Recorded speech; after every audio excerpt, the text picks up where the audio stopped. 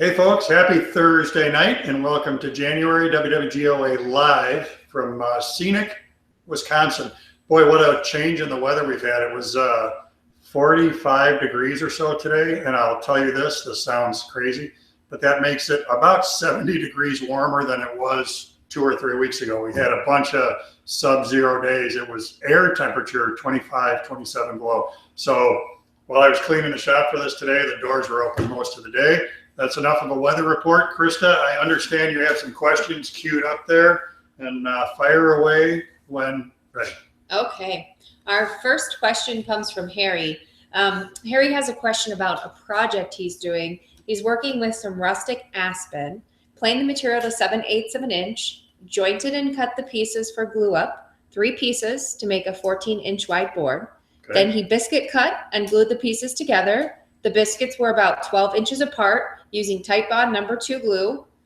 After drying for 24 hours, he ran the pieces through a Supermax 1938 drum sander. The material turned out great. He then cleared the top with Valspar water-based satin clear. After the first coat, the material started to get a little bow in it. Did the water-based clear loosen up the glue and cause this? Is it the wood? He's done it before with no problems.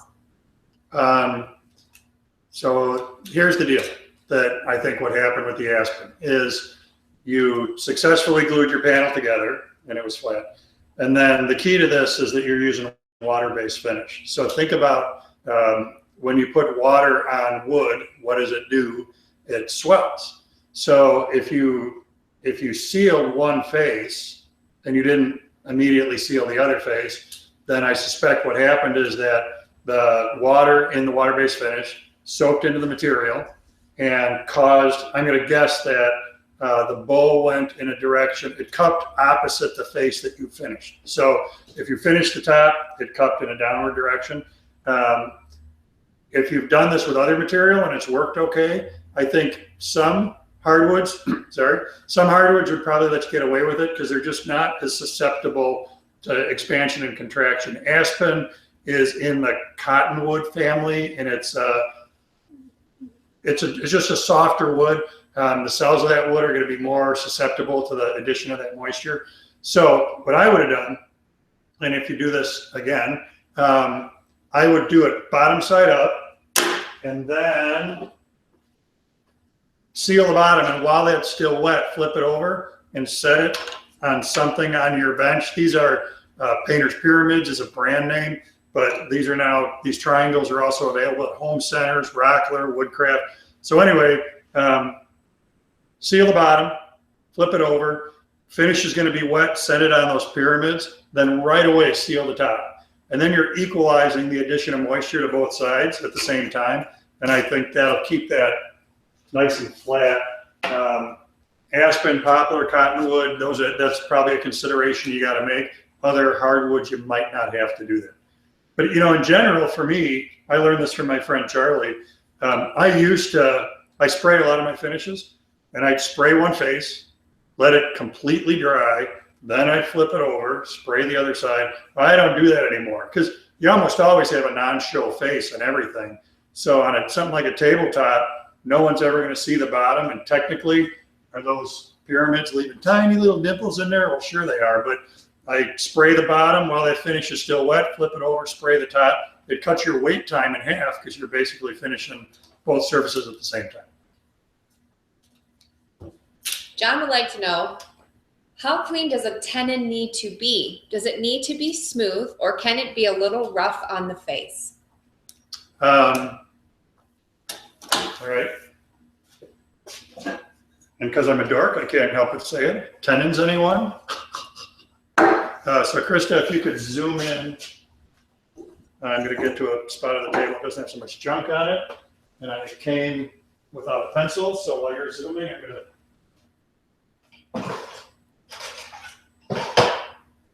All right.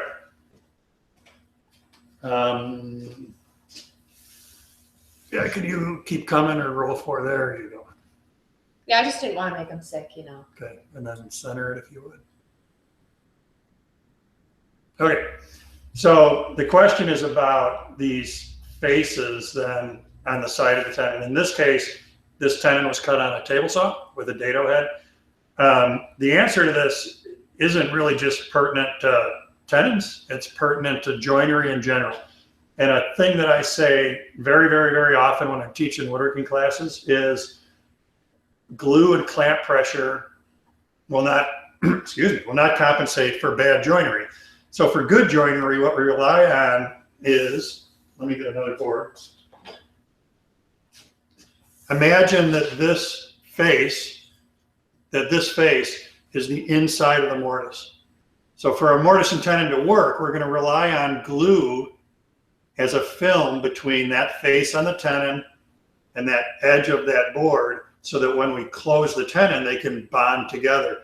It's not about the end of the tenon meeting the bottom of the mortise. It's about the sides of the tenon meeting the walls of the mortise. So the answer to this question is, you got to get these. If you want good glue joints, good strength, you've got to get that face flat, flat, flat, so that when it marries, I can't talk tonight, when it marries up against the mortise, you have a good glue bond both sides. And in the same vein, it's got to be a good fit. Yellow glue does not have gap filling capabilities. So when that sneaks in, what I look for, and I don't have a piece with a mortise in it to show you, but when I push this piece into the mortise, and I should be able to just push it with hand pressure, when I lift it, the mortise piece should come with it. There should be enough tension, enough resistance there that they come up together. But I shouldn't have to pound it in. So that's a good rule to go by just as you're making your tenons or you're making your joints. Okay, thank you, George. So we have a question from John, and I'm sorry, I'm probably going to mess this up, but he's building a small walnut chest, and he has some 8/4 inch, walnut boards for legs. The 8/4 inch walnut is flat sawn lumber. He can't find any 2-inch quartersawn. With flat sawn boards, should he laminate 2 1-inch instead of a solid 2-inch? So sorry, go back. He's got 8/4, which is what? Flat sawn? Yep. Okay.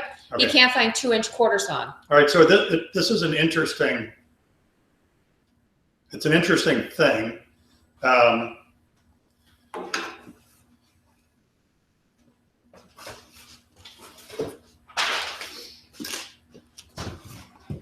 See, I gotta think a second to get this visual.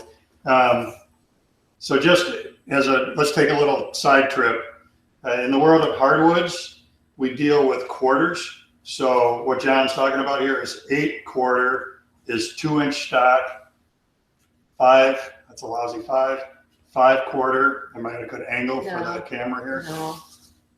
The overhead lights kind of mess with the paper. It's still kind of rough. But if you can zoom in on just the paper, that'll help.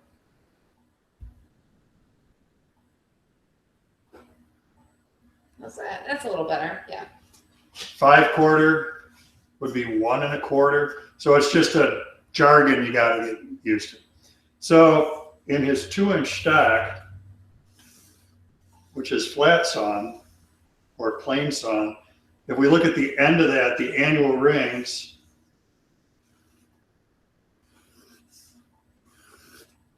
well, that didn't last long.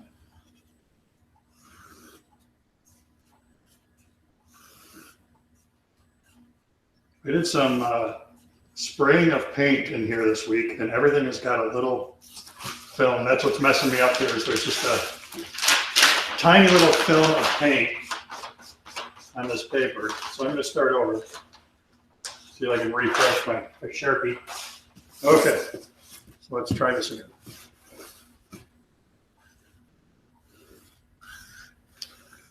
Big piece of flat sawn, 2 inches thick. Looking at the end of it, the annual rings probably look something like this. So when we look at the face of it, that's going to probably put cathedrals or flames of some kind in the face of the piece. So when you're building a piece and you want to show a lot of quartersawn, this is going to be a flat sawn face, this is going to be a flat sawn face. But if I rip this into leg stock and we look at how the grain meets the end, this shows me that where this grain meets this cut, that's going to provide a quartersawn look. So if I do a rip and a rip, I'd actually end up with quartersawn look, plane sawn. So the problem with any piece of wood, whether you're buying quarter sawn or buying plane sawn, is it's hard to get it to look quarter sawn 4 faces. So if you want to work with the plane sawn you already own, what I would try is, I'm going to do a redraw.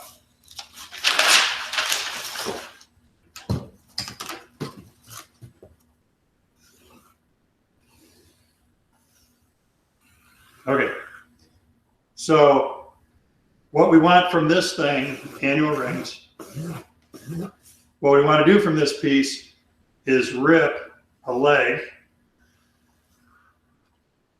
and then I want to end up with a rip, and of course my rips are going this way. I want to end up with a rip of material that's basically a piece of veneer. This piece I'm going to face glue onto this face. So that's going to take that quarter sawn look and apply it to this face up here. Same thing down here. And I can build a leg that way that's quarter sawn 4 sides. And if you do this, with really thin material, 1/8 inch or so, it's the glue line that you're going to see is negligible. And if you give me 1 second or more, I think I can show you how to do a commercial while I'm doing this. Oh, I'm supposed to cut to commercial. So for all of you guys who regularly join us, you know what's coming, right? I'm here with George Vondriska, kind of, managing editor of Woodworkers Guild of America. If you haven't signed up for the newsletter, go on out to WWGOA.com and sign up. It's free. And then make sure you like us on Twitter, Facebook, and Instagram, right? Okay, good timing. And by dumb luck, I have this prop. I'm just going to walk this way instead of having you. If you look at the end of this, and it's a little hard to see, but you got to just trust me, there's a piece and a piece and a piece. This is made up of 3 pieces. So one problem we have is that going down this face, because I built this up, because it's glued together, there would be a seam that we'd be able to visually see down the face. The other thing is quarter sawn, quarter sawn, quarter sawn. So I did get a quarter sawn face here, because that's a piece of quarter sawn oak. If you look at it really carefully, there's a piece right there about 1/8 inch thick of quarter sawn material that was glued onto this face. So this is exactly what I was just talking about. And what's cool is this centerpiece could be anything. This could be a piece of plane sawn oak, quarter sawn, plane sawn, quarter sawn, just to make the sandwich big enough. And that gives me a leg then that's quarter sawn 4 faces. And like I said, there's a little bit of a edge right there where that veneer came on, but it's hard to see. All right. All right. It's a lumber kind of a day. We got Aspen, we got quarter sawn. Okay. And David wants to know, where's a good supplier for blanks to make bandsaw boxes? Yes. Well, you need thick stuff. I would look for, well, you could do a couple things. If you do your own logs to lumber stuff on a bandsaw, and there's lots and lots of video on WWGOA about how to do that, then you could cut your own blanks as thick as you want. If you can't do that or don't want to do that, call around and find places that sell turning blanks. Generally, bowl blanks are going to be 2 inches, maybe 3 inches thick, and you could use those for bandsaw boxes. So I don't, as a distinct source of thick material, I don't have any one good source for that. But I'd get on the worldwide interwebs, and you could Google bowl blanks in your area, hardwood suppliers in your area, and just start looking for thick stock. Great. Thanks, George. John wants to know, do you find that as you get older, you use more hand tools? This is John asking this question? Yes. John has not seen any of my videos. John has never been to a live before. I'm ribbing you a little bit, John. I think if we did a poll of many viewers of my stuff and said, what's George's response about hand tools? Everybody could tell you my joke, which is on the wall of the shop, there's a cabinet with all my hand tools in it and a pane of glass on the front. And it says, in case of emergency, break glass. Because I am not a big hand tool guy. I did trial by fire. I taught overseas in Africa with Peace Corps for 2 years, 2.5 years. That was a school that had no electricity, so everything there was by hand tool. So I did it, and I enjoyed it. It was pretty cool. But I fell right back into my power tool addiction as soon as I was back. So, that being said, there are cases where it is easier to reach for a handsaw or a block plane or a shoulder plane. Back to our tenon question earlier. I was going to grab my shoulder plane, but it's not right there. It makes me wonder where it is. A shoulder plane is a great way to clean up tenons. So there are applications like that, but still today, 99% of my woodworking is done with power tools in this place. All right. Troy says, last month you discussed the difference between dust collectors and shop vacs in regards to dust collection, specifically how they were inverse to each other. If a dust collector requires the largest pipe for the longest part of the run as possible, does the same hold true for a shop vac or just the opposite? It looks like he's speaking in regards to using a 1 1/4 inch hose versus using a 2 1/2 inch hose. What a great follow-up question. And thanks for watching 2 months in a row. So I guess the question here is, what do I do to the effectiveness of a shop vacuum if I go from a larger hose to a smaller or a smaller hose to a larger? I don't have a great scientific answer for this, but I'm going to say experientially what I've found is on stuff like so part of the answer is going to be it's going to depend on the vacuum. Some shop vacs have a significantly higher static pressure and airflow than others. So just like in dust collectors, you can get 400 CFM, cubic feet per minute, and you can get 2000 CFM. So there'll be specs with a shop vacuum. And I think the problem is going to be if you've got a shop vacuum that's at the low end of that spectrum and you go to a larger hose, you're not going to get the static pressure that you want. I think you'll always get the airflow, but I don't think you'll get the static pressure because you've opened that pipe, that hose up too much. I think if a vacuum comes with a small hose, for instance, the festival vacuums that are sitting in here have an 1 1/4 hose on them. They're really designed more for collection and a tool rather than general pickup around the shop and that kind of stuff. If we put too big a hose on there, they're not going to be as effective. So I think that if you have a large vacuum that came with a 2 1/2 inch hose and you downsize it, you're going to be okay. I think you might increase the velocity of air going through there. I'm just guessing at this. I think if you have a vacuum that came with a small hose and you go big, it's not going to be a very effective vacuum for you. Okay. And that would suck. Okay, even I giggled a little at that one. Thank goodness. Yeah, okay. So John wants to know, will brush on acrylic work? Do we have like 1,600 Johns watching tonight, or is just John very active? I don't know. I just get fed the questions, man. Will brush on acrylic work on top of tung oiled mahogany veneer, paperless? If not, which protective clear coat is best? Over tung oil. Well, my standard default answer to this is call the manufacturer, because I don't want to mislead you. I do a lot of finishing, and with products I'm comfortable with, I'd be happy to answer finishing questions. The last thing I want to do is mess up your project. So what I would do is call, the tung oil doesn't care because that's the base coat. But I would check with the manufacturer of the top coat on compatibility issues between that and the tung oil. De-wax shellac is a great go-between, and it's kind of the universal in-between coat.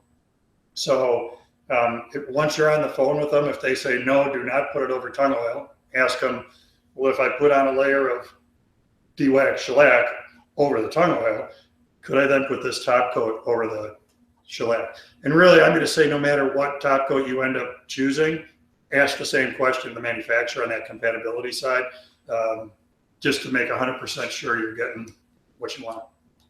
Thanks so much, George. All right, Mark's got a doozy for you, okay? So Mark recently suffered an accident at the lathe where a medium-sized 6x6x8 piece of log flew off the head and tail stalks and hit him in the face. He's okay. Good. But dental surgery is required. No way. That's too bad. I'm very sorry to hear that, Mark. But now, understandably, Mark is gun shy and wants to know the most secure way to lock an awkward piece of log so that it doesn't happen again. He has purchased the new face shield that you recommend with the filtered air system.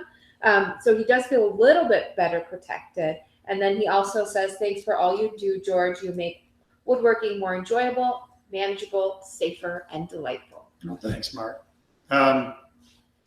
Most secure way. Well, let's spin toward the lathe while I think, because the problem is there are so many it depends here. So what we really need from Mark is, what we need to know is,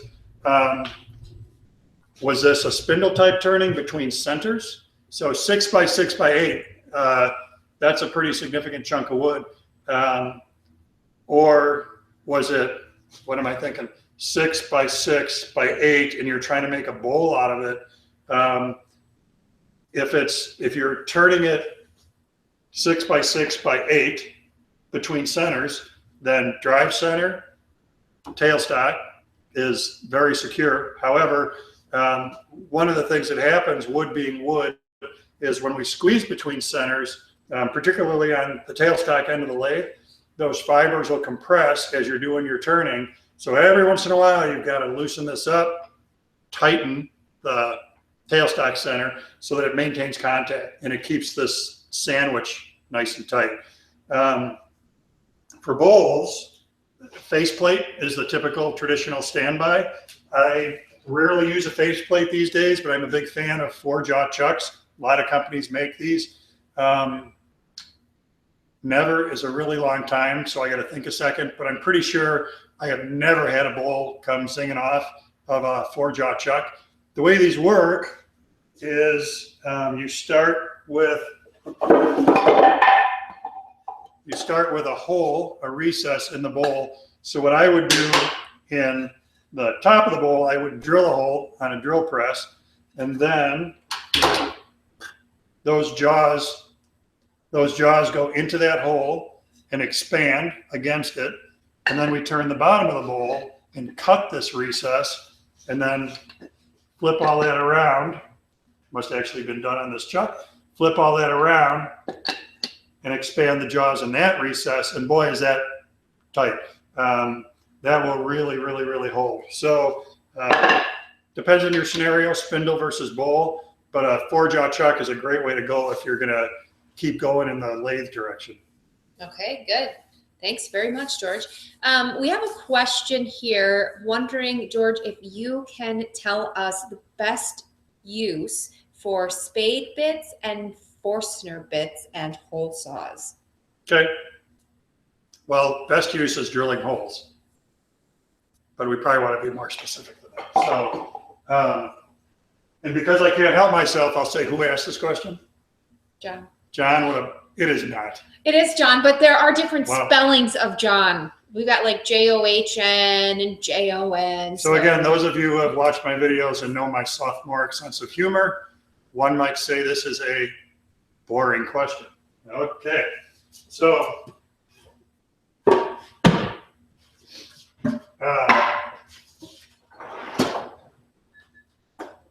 if you, Krista, can start working your way toward, just go right there on that tool rest, which is not a forstner bit or a paddle bit, but it'll give you a focus until I get it.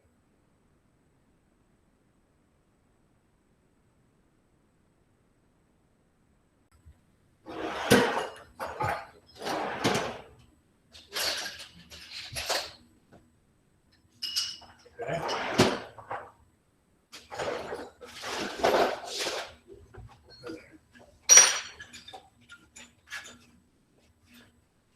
Here we go. Don't give up. All right. So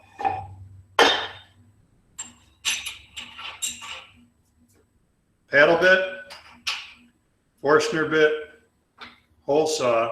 So in general, with these, sorry, I just want to see what you're seeing. If you could,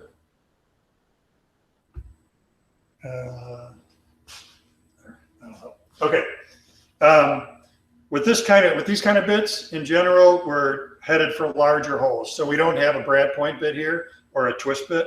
The paddle bit is mostly comparable to the Forstner, and it's not going to give us anywhere near the hole quality.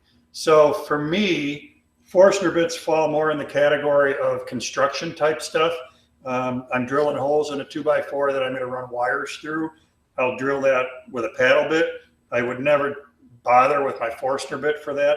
The whole benefit to Forstner bits is the really good hole quality, and that the bottoms of the holes are perfectly flat just because of the way Forstner bits are made. With a hole saw, I'm going to say hole saws really pick up where these bits leave off in terms of size. This is either a 1 or I think it's a 1 1/4. And of course you can get hole saws as big as like 6 inches if you're willing to pay for it. This, you know, again, for me is a woodworking shop thing, not so much as a construction thing, very much. One of the things I wanted to point out with paddle bits that's a pretty cool benefit is the ability to custom grind them. So on this one, it started life as a 1-inch bit, but I ground it because I can't really remember what the application was. It might've been some funky sized dowel.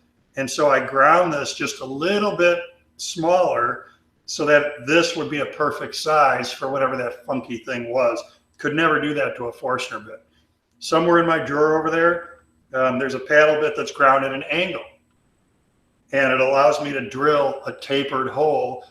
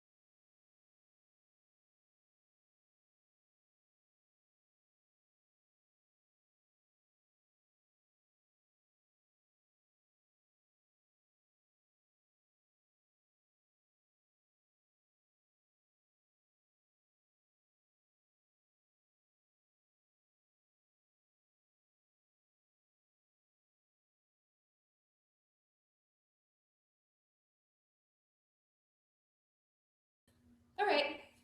I think we're back now. It says we're live. Okay.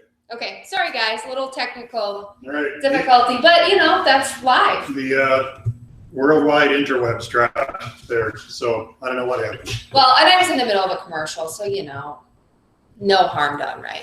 Yep. Texas wants to know, George, are you on any social media? She'd like to follow you in between lives, see what you're up to. So yeah, so there's a bunch of stuff going on. So for WWGOA, Facebook, Instagram, Twitter, I think somebody can correct me on that. I'm not a big Twitter person. For me, for George Vondriska, same sort of the same formula. Facebook, it's Vondriska Woodworks is my business, and then on Instagram at Vondriska Woodworks is Instagram. I'm quite active on Instagram, marginally active on Facebook. One of the things, if you're interested in classes or my teaching schedule on the road, and I'll actually talk more about that in a second. Instagram and Facebook are a great place to keep up with that and see where I'm going and what I'm doing. So as long as we're on that, if you're in the Ohio area, at the end of this month, I'm at the Woodwork store in Columbus, Ohio. This is January. A month later in February, I'll be at the Stan Houston store in Sioux Falls, South Dakota. March, I do something which I currently can't remember, but if you watch on Instagram, you'll know where I'm going. So yeah, Vondriska Woodworks, which is also the school website for the classes I teach here, vondriskawoodworks.com. So yeah, thanks for asking the question, and let's go from there. Okay, thanks, George. Hussein, all the way from Sri Lanka, Very by cool. the way, has a question about his bandsaw. So the blade in his 14-inch bandsaw cracks across the gullet of the blade. Okay. What could be the reason or reasons for this? The bandsaw is not branded, and the markings for blade adjustments are not very accurate. He really needs some guidance. Well, I would say, do you think moving caused the internet? I think it did. Because I'd really like to go to the bandsaw for this. Well, let's try it and we'll see what happens. So let me answer part of the question first. Generally, a blade breaking is going to come from a couple different things. One, over tensioning, which is easy to do. And then another is if you're just not using it properly. If it's a large blade and you're trying to turn small circles, it's easy to break a blade. If it doesn't have markings, the reason I want to go to the bandsaw here is so that I can show you a little bit about checking tension. So let's try the move here. All you really got to do, Krista, is turn 180 degrees. You could actually stay where you are, and you can probably zoom from there to here. All right. This table on the way.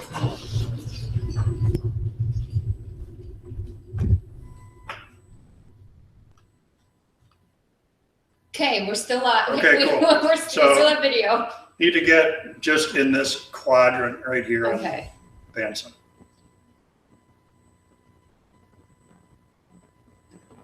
So a lot of bandsaws have tension indicators inside the saw. If yours doesn't, which you said it doesn't, then with the saw unplugged, one of the things you can do is have about 6 inches of clearance and press on the side of the blade. And I'm looking for about an 1/8 inch. If Sri Lanka is metric, that's 3 millimeters. I'm looking for about 3 millimeters or an 1/8 inch of deflection here. Now, I know this is subjective because if I lean on this, I can get it to go way more than 1/8 of an inch. So it takes a little intuition here to get this right, but that's a good starting point.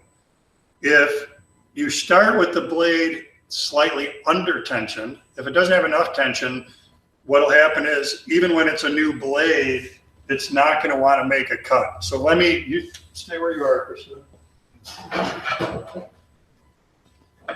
And I'm going to plug in and then lower my guide here. It's kind of a cool looking piece of maple here. So what I mean by this is if the blade doesn't have enough tension, when I cut and put forward pressure on it, the blade will want to deflect away from the cut. So let's look at a good cut.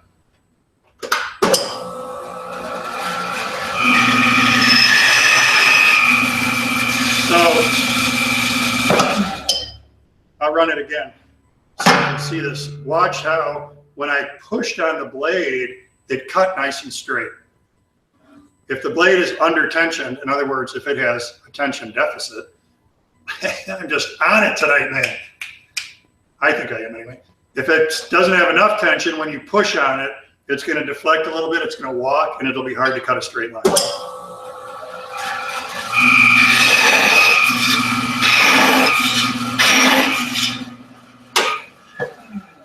So 2 little tests you can do there to see what your tension is like.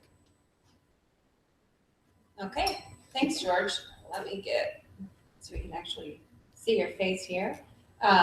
Wires everywhere. We're kind of on the gross side of the shop. Right. Well, Jay has a question about a bandsaw, so I figured you should just stay there, right? So he's looking to upgrade his 14-inch bandsaw from a cheap version to a nicer one. But should he upgrade to another 14-inch saw with a lift kit, or go to a 17-inch bandsaw? It's going to be used for cutting things. No plans to do veneer cuts. Well, if you don't need the capacity, if you don't need the height capacity,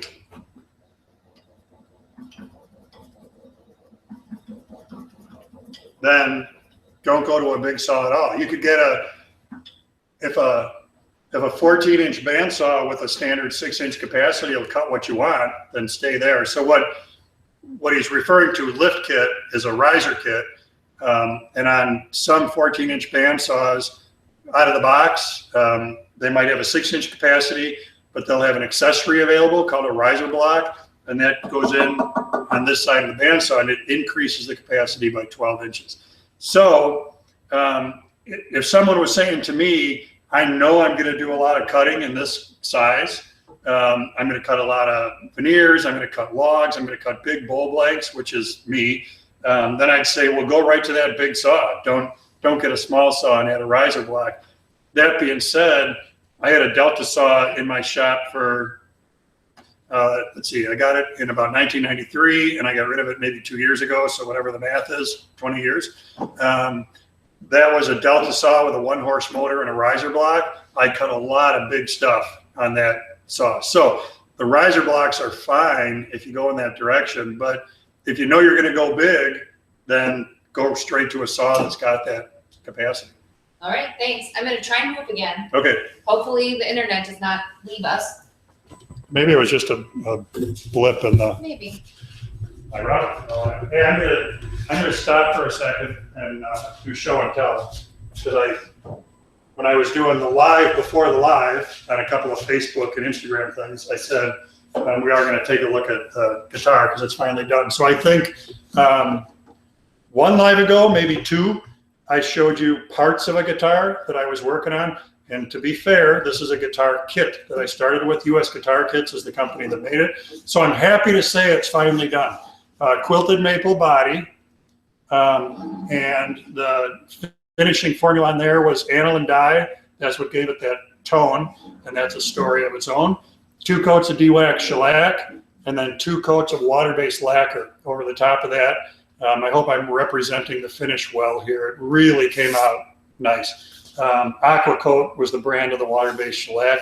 Some stuff I did to really personalize it that I'm really happy about. The wood binding here is a piece of zebra wood, and that was very interesting. I had to heat it and wet it in order to get it to form to the curves. Cracked a few pieces along the way, learned a lot. The pick guard here is made out of quilted ash. Rather than stick a plastic pick guard on there, I made that out of a veneer piece, and I'm really happy with how that came out. And then the head, I put on a piece of walnut burl, and I really like that a lot. And then I made this little medallion. I did that on the CNC, and I've been making my initials in this shape like as long as I've been doing woodworking, which is a really long time. So I made that on the CNC and then fastened the medallion on.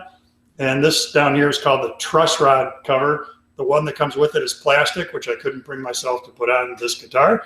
So this is a piece of maple burl that I made that out of. So, and then the other detail, this on the back, the heel cap, I cut that on a piece of elk antler and glued that onto the heel. And I'm really, really happy with how this thing came out. So it was a long process. I know a lot of you followed along, especially on Instagram. And I'm really really happy with how this thing came out. And wanted to get you folks up to date with it. All right. Thanks, George.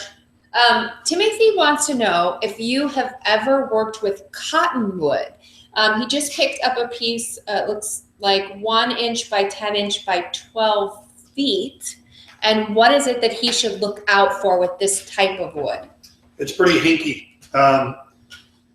In a couple of ways, it's very prone to moving. Not like walking across your floor as though it's haunted, but wood movement and cottonwood, there's going to be a lot of wood movement in it. When you plane it, even if you have really, really good knives in your planer and they're straight knives, it's probably going to fuzz.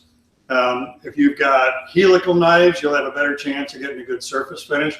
But in all likelihood, rely on sanding that fuzz out because it's really hard to plane it out. It just won't lend itself to it. If you get a cool piece of cottonwood, it can have a boatload of, it's called chatoyance. It's that, I know I don't have a piece here to show you. Chatoyance is that kind of 3D effect that you see in wood sometimes. And in the right piece of cottonwood, it can be really, really incredible. It's a huge redeeming value of cottonwood. Plus, cottonwood trees get huge. They're like, they can be 4 feet across easy. So you can get really big pieces out of them. But yeah, I would just watch. It's not the best hardwood in the world to work with, but it'll be interesting if you just watch out for that stuff. Okay, great, George. Curtis has a question about glue residue. So Curtis finished a project.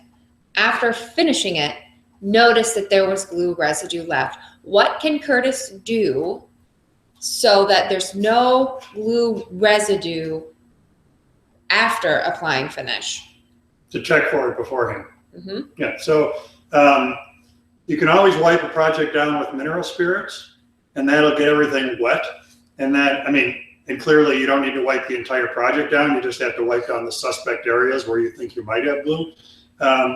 But the mineral spirits will act the same way as a finish would, which is it ain't going to get the wood wet if there's a glue spot there. I don't do that often. I'm more on the preemptive side with how I deal with the glue. So in my case, I never wipe glue with a wet rag. And I know a lot of people talk about this. I'm not going to say there's a right or wrong. There's a George way. The George way is I hardly ever wipe glue with a wet rag. I'm way more prone to, if it squeezes out, I let it do its thing. And maybe 10 minutes after the squeeze out, depending on your weather conditions, it'll dry to a point where it's rubbery. And then I've got chisels back here, some of which are specifically glue chisels. And all I use them for is slicing that rubbery glue out. So whether it's an inside corner between a leg and a rail, or an edge-to-edge glue up, and you've got glue beads on top of that, I treat that the same way. So the mineral spirits will give you a preemptive strike to find those thumbprints or whatever they are in glue before you get your finishing. Okay, thanks, George. Daniel wants to know if you have ever had any experience with waterfall babinga wood. I wish I did. I don't have a checkbook. Okay, yeah. Well, so this is Daniel's thing. So he got some waterfall babinga. Am I saying that right? Babinga. And because it's so expensive, he wants to do this right. It looks like he wants to resaw a 5/4 inch piece, maybe, but he can't cut it no matter what he's It's really hard. So he was wondering if you had used it and what can he use to cut it? I've got some babinga here, and I don't remember having a hard time cutting it. It'd be a great wood to bandsaw. Does he say he's resawing? Is that what he says? Well, it says redraw, but I'm assuming it's supposed to say resaw. I look at the Resaw King bandsaw blades from Laguna are not inexpensive, but they're amazing. They're carbide tip bandsaw blades. They're crazy cool. But you could do this first. Do this first. Because I think that's like $130, $150 bandsaw blade. Call the folks at Timberwolf, and they're very, very knowledgeable. pswood.com is I'll put the information in the when I answer this question after the fact. I'll put the information in there. Call the folks at Timberwolf, tell them exactly what you're doing, and ask them what their blade recommendation is, and they will not lead you astray. They'll definitely take care of you. They'll do a very good job. Okay. And then if they don't have a good answer for you, then try the Timber King or Resaw King from we would have. Okay. And did you want to touch on that, the answering questions after this in case Surely. we don't get to all of them? So it sounds like there are 80 bazillion questions tonight, and we only have 16 minutes to go. So whatever we don't get to live, I sit down in there in my office immediately after this, and I answer all the questions. And then even on questions I did get to, if there is ancillary information I can provide, like a link to Timberwolf bandsaw blades, I'll do that, so that it just kind of fleshes everything out a little bit more. And then if you're watching now and then later you think, oh, I know George said something about cleaning the cheeks on a tenon.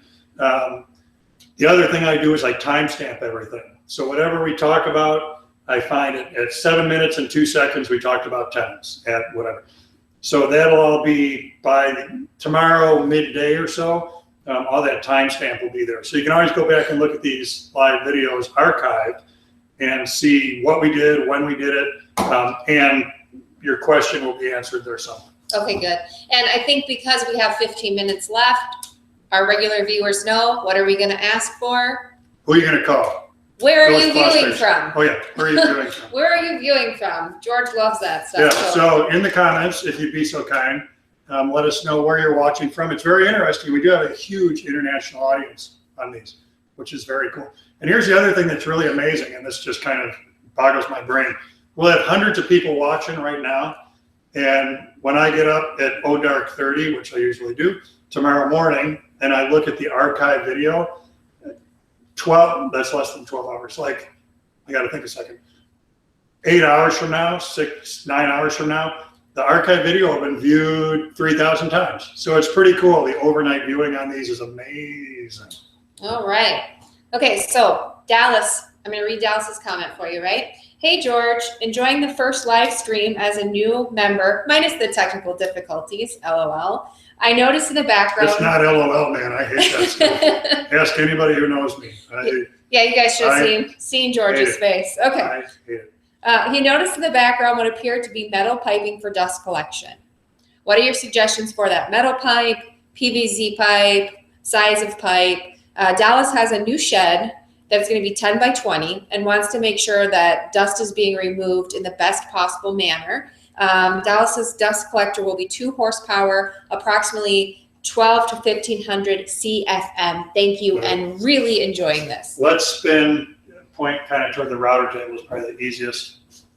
It's probably the easiest move for you to make. Okay.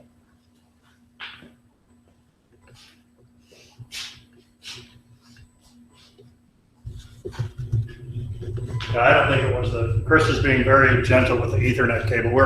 One of the things we learned is you got to be hardwired in for these things. You can't go over wireless. So there's a 100-foot Ethernet that's gaffed all over the shop here. And I don't think it was the Ethernet when we went down. I think it was the router or the World Wide Web. So this particular dust collection pipe, I'm really lucky. I got this stuff. A shop went out of business, and I bought every stick of dust collection pipe that they had. This, if you can do it, this is your best choice. This is called spiral dust collection pipe. It's very rigid, very strong. You can pipe dust collection in a shop with standard HVAC pipe from a home center. Generally, HVAC stuff is 24 gauge, that's its thickness. It's conceivable that depending on the size of your dust collector, if you have that thin-walled, what's really designed to be heat duct pipe, if you have that thin-walled pipe and you have all your blast gates closed and you turn on the dust collector, it's possible to collapse the pipe. Now, how big does the collector have to be and how much pipe, and I don't know, but it's possible to do that. That ain't gonna happen with the spiral stuff. That being said, spiral is really, really expensive. So PVC for your runs is not a bad thing. HVAC pipe is not a bad thing. I'm not a huge dust collection expert, so I would definitely do some more research on this. Companies like Oneida are dust collection experts. Do a little bit of online research with them. What I think one of the most important things is trying to get to us. Well, this is a good example. If you come down to this Y, and I can't turn it. Dust collection fittings are significantly different from plumbing fittings. So if you do choose to go with PVC pipe for your mains, do not use standard off-the-shelf home center fittings for Y connections like this. See how this inbound comes in at a 45-degree angle in order to create the Y? If this was a plumbing pipe, this would be coming in at not a 45-degree angle. In order for this to have good airflow, we need this merge to be nice and smooth. And that's the deal with the 45. Same thing with when you're making an elbow. The elbow should be twice the radius of the pipe. You can zoom out again, Chris. Twice the radius of the pipe that you're working with. So a 4-inch pipe should have an 8-inch radius on the elbow. If you just buy a standard 4-inch HVAC elbow, it is not going to have an 8-inch radius. It will if you put two of them together, then you can form that. So there's lots of little nuances here to make sure that your dust collection system is as effective as possible. And it's going to take a little research on your part to knit all this together and make sure once it goes, it's the right way for you. Cool. Thanks, George. Do you want to stay there or do you want to go back? Depends on the question. No, I think you can go back here. All right. So we just have a comment and then a question. Okay. So Robert is just commenting, George, if you could publish more videos using hand power tools in place of a stationary tool, it'll be helpful for those with small shops. I love that idea. And it's absolutely correct. I should do more circ saw, more projects that use portable power tools. Okay. And Robert is from Elk Grove Village, Illinois. And Robert's question. Well, Robert, I grew up in Riverside, North Riverside, Illinois. So we were almost neighbors. Okay. Robert's question is this. What should he look for in a power sander? Well, so we're going to need more information, Robert. So there's spindle sanders that are power sanders, which are Triton makes one. A lot of companies make them. It's a base, and then there's a drum coming out the top. Sometimes they oscillate up and down. Sometimes they just spin. So is that the kind of power sander we're talking about? Or a belt sander, handheld belt sander, or handheld random orbit sander? Anything handheld, if you can get to a tool store where you can touch them and feel them, that's great because the ergonomics are different from tool to tool. And depending on you, your size, the size of your hands, stuff that's comfortable for me to use may or may not be comfortable for you.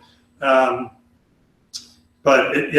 need, to kind of direct you with buying advice on one of those three. I could use a little more information on what type of sander you're actually considering. Okay, so Robert, if you're still watching, and I'm sure you are, if you just want to reply to your original comment with some of that extra information, then George can get you that quick.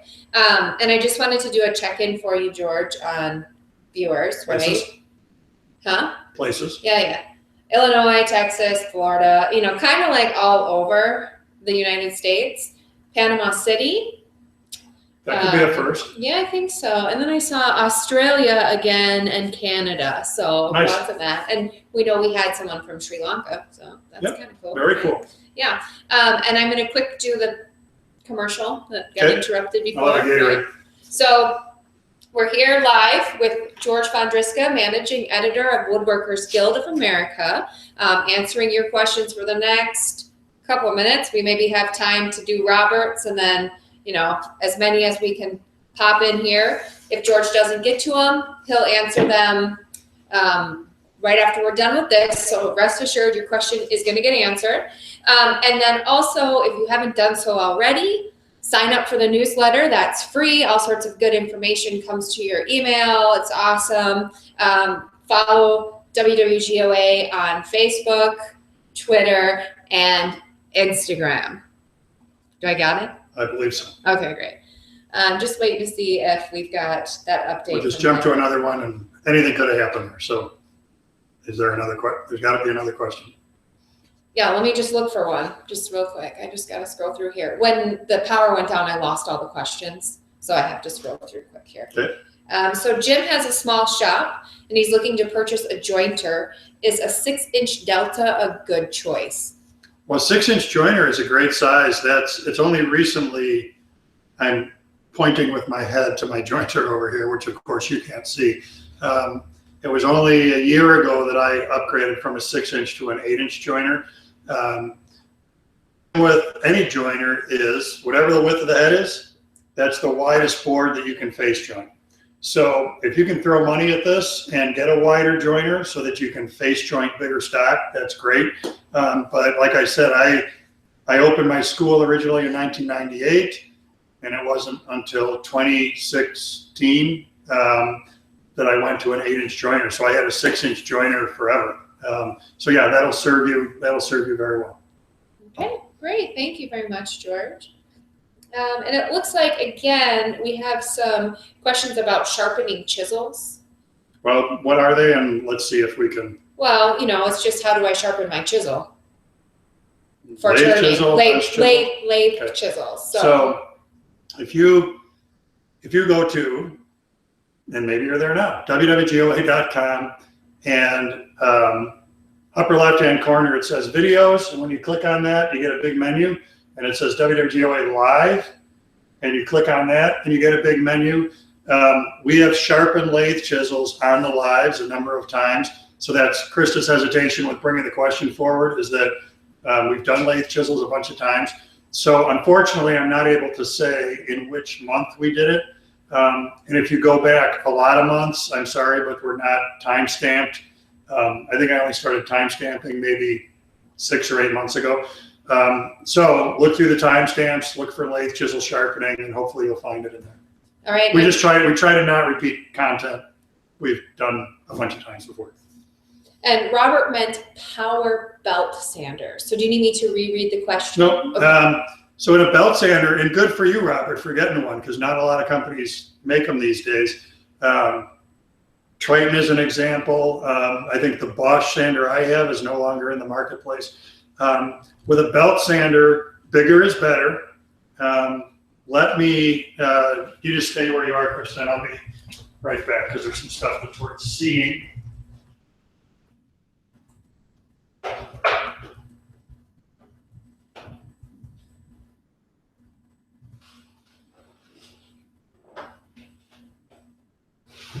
This would have been the time for the commercial break. But George, just so you know, we also have someone from New Zealand. New Zealand. Yep. I did 8 weeks in New Zealand. Landed on the North Island, traveled all the way to the south end of the South Island, went back up to the North Island. Very cool. Dunedin, I remember being very nice. And a complete diversion from woodworking. This was when the sanctions were lifted against South Africa. So I was in New Zealand when the All Blacks played the South African team, the name of which is escaped, the Springboks, for the very first time. I watched that game. I played rugby in college. So I watched that game on a tiny little black and white television in the basement of a hostel in Christchurch or someplace. It was a pretty cool moment. So anyway, I digress a lot there. With a belt sander, again, great tool if you can get there and pick it up, because there's a lot of balance involved. The other thing I think is really key on a belt sander, the good news is they take wood off quickly. The bad news is they take wood off quickly. Until you get used to it, it's an easy tool to mess up your project with. So to avoid that to some extent, I would look for a machine that's got variable speed, because the benefit to that is we can run it on low RPM. And then while you're getting used to using the machine, you can have it at that lower speed with a fine grit, 150, 180 paper. And it's going to take wood off really slowly and give you a good feel for just how the machine works, what it does, what its characteristics are. Now, the reason I said bigger is better is on a belt sander, this part right here is the platen. So this sander is a 4x24. Common size is 3x21. When we get wider and longer, the platen gets bigger. So when you set this on your work, the bigger that platen is, the less propensity there is for this to be tipping. So the biggest sander you can get that you can comfortably handle is a good way to go. Okay, and we are at 7 p.m. 8 Or 8 p.m. p.m. I mean, 8 p.m. All right. Well, thanks everybody for watching. Hey, Sam, can you feed us quickly? So Sam is the person behind the scenes on the board making all this happen remotely. Do we have the date? I know we have the date. What is the date for the next one of these things? This being January, it'll be in February. And February 9th. February 9th, 7 p.m. Central Time will be the next one. Like I said, if you're living someplace besides Wisconsin, I'm in Columbus, Ohio at the end of this month at the Woodwork store, Sioux Falls, South Dakota in February. If you want to track where I am, where's Waldo, Vondriska Woodworks, at Vondriska Woodworks on Instagram, or VondriskaWoodworks.com, or Vondriska Woodworks on Facebook, oddly enough. Those are all places you can keep track of where I'm teaching next. Southern Illinois in April, I think, or March. I don't know, but it'll all be on there. So thanks for tuning in. Thanks for Krista running the camera. And thanks for Sam behind the scenes playing us out. Nobody asked for it. Chris is back there doing air guitar. Nobody mentioned it. So let's shut her down, and we'll see you in like 2 weeks or so.